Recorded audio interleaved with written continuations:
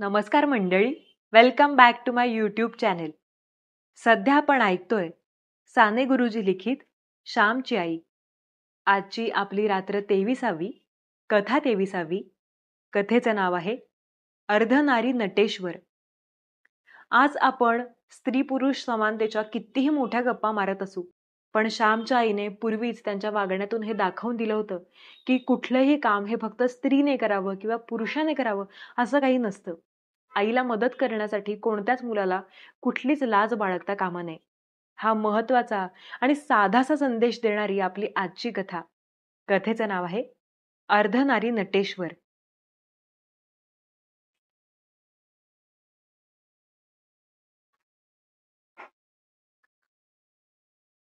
मे महिन्याच्या सुट्टीत मी घरी गेलो होतो. इंग्रजी चौथीत मी गेलो होतो. मी घरी गेलो म्हणजे आईला आधार वाटे, कारण ती नेहमी आजारी असे. एक दिवस ताप येई, दुसऱ्या दिवशी ताप निघाला की ती पुन्हा कामाला लागायची. ताप आला की निजायचे, ताप निघताच उठायचे. ती फार अशक्त झाली होती. मी आलो म्हणजे तिला बरे वाटे. मी तिला पाणी भरण्यास, धुणे धुण्यास मदत करीत असे. अंगणाची झाडलोट करीत असे. आईचे पाय चेपायचे, हा तर सुट्टीतील माझा नेमच झालेला असे. एक दिवस बाहेर स्वच्छ चांदणे पडले होते. जेवण खाणे झाली होती. वडील जेवून बाहेर गेले होते. धाकटे भाऊ झोपी गेले होते. आईचे उष्टे शेण वगैरे झाले. आई मला म्हणाली, श्याम, थोडे दळायचे का रे? का तुझे हात दुखतायत? संध्याकाळी तू खणले आहेस, घोळीचा दळा केलास ना? हात दुखत असले तर नको. मी म्हटले, मुळीच हात दुखत नाही. जात्याच्या खुंट्याला तुझा व माझा हात दोन्ही असतात. तुझा प्रेमळ हात माझ्या हातात लागून मला शक्ती येते. चल, मी अंगणात जाते घालतो, पोत्यावर जाते घालतो. आईने घाल म्हणून सांगितले. मी अंगणात जाते घातले. आईने दळण आणले. दुसऱ्या दिवशी आंबोळ्या करावयाच्या होत्या. मला आंबोळ्या फार आवडत असत. माय लेकरे अंगणात दळत होती व चंद्र वरून अमृताचा वर्षाव करीत होता. मंद गार वारा सुटला होता. आई ओव्या म्हणत होती व त्या ओव्यांत श्याम बाळ असे माझे नाव गुंफित होती. मला आनंद वाटत होता. दळण्याचे काम मला लहानपणापासून आवडते, कारण त्यामुळे आईची सेवा करता येत असे. आईबरोबर दळीत असता मी जात्यात वैरण घालावयासही शिकलो होतो. आम्ही दळीत होतो. दळणाचा आवाज ऐकून शेजारच्या जानकी वहिनी आल्या. बाई, हे काय? श्याम का दळतो आहे? आज रात्री एकट्या कशा दळीत बसल्यात म्हणून पाहायला आले. श्याम, हे रे काय? तू इंग्रजी न शिकतोस? जानकी वहिनी मला म्हणाल्या. मी आईला विचारले, आई, दळायला हात लावला म्हणून काय झाले? आई म्हणाली, श्याम, अरे जानकीबाई थट्टा करतात हो तुझी. त्यांचे तुझ्यावर प्रेम आहे म्हणून पाहावयाला आल्या. अरे, काम करणाऱ्याला का कोणी नावे ठेवतील?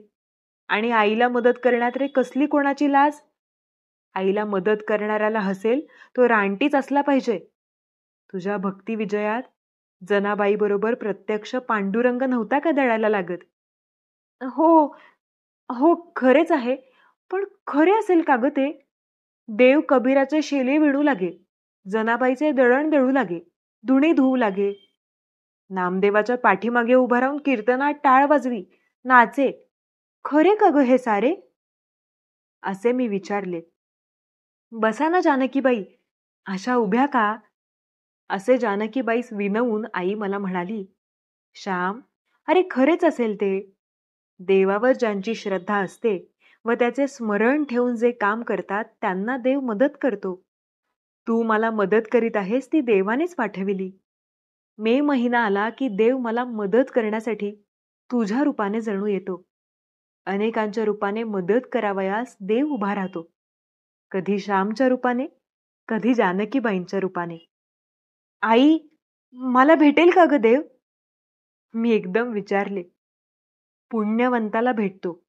पुष्कळ पुण्य करावे, सर्वांच्या उपयोगी पडावे, म्हणजे देव भेटतो. आई म्हणाली. जानकी वहिनी मला म्हणाल्या, श्याम, का बोवा वगैरे व्हायचंय की काय? मग शिकतो आहेस कशासाठी? इंग्रजी शिकून चांगली मोठी नोकरी कर, आईला नोकरीवर ने.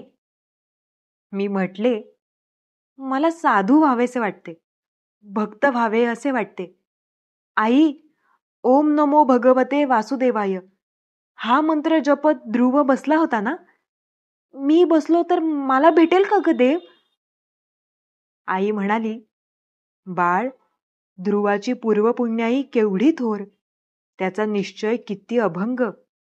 बाप राज्य द्यावयास लागला तरी तो माघारी फिरला नाही. इतके दृढ वैराग्य कोठून आणावयाचे? या जन्मी चांगला होण्याचा प्रयत्न कर, मग केव्हा तरी देव भेटेल.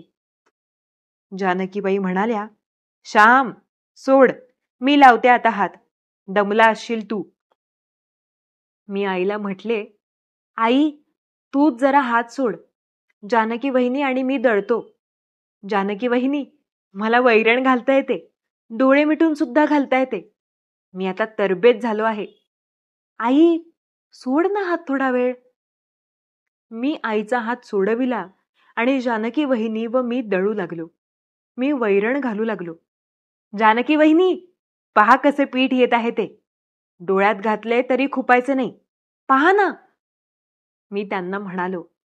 जानकी वहिनी आईला म्हणाल्या, बाई, श्यामला तुम्ही अगदी बायकोच करून टाकलेत. आई म्हणाली, माझ्या घरात कोण आहे मदत करावयास? अजून सून थोडीच आली आहे घरात. श्याम नाही मदत करणार तर मग कोण करील? जानकीबाई, बायकांना कधी कधी पुरुषांची कामे करावी लागतात. त्यांना कमीपणा थोडाच आहे.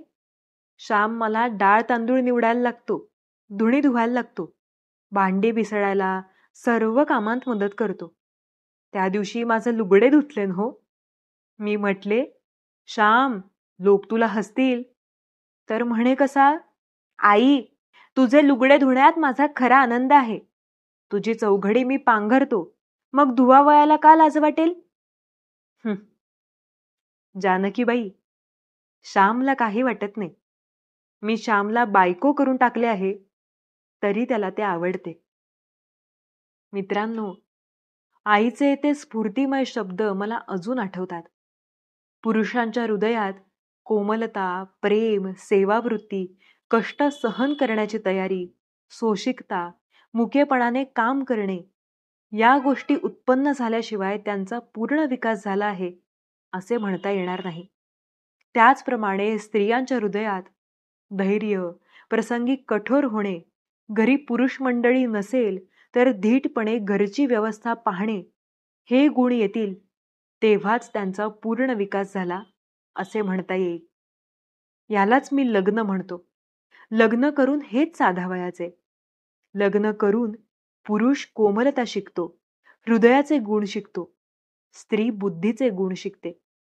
विवाह म्हणजे हृदय व बुद्धी, भावना व विचार यांचे मधुर मिश्रण, मधुर सहकार्य होय.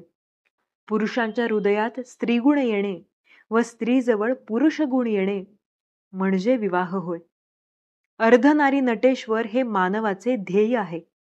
स्वतः पुरुष अपूर्ण आहे, स्वतः एकटी स्त्री अपूर्ण आहे, परंतु दोघे एकत्र येऊन दोन पूर्ण व्यक्ती बनतात.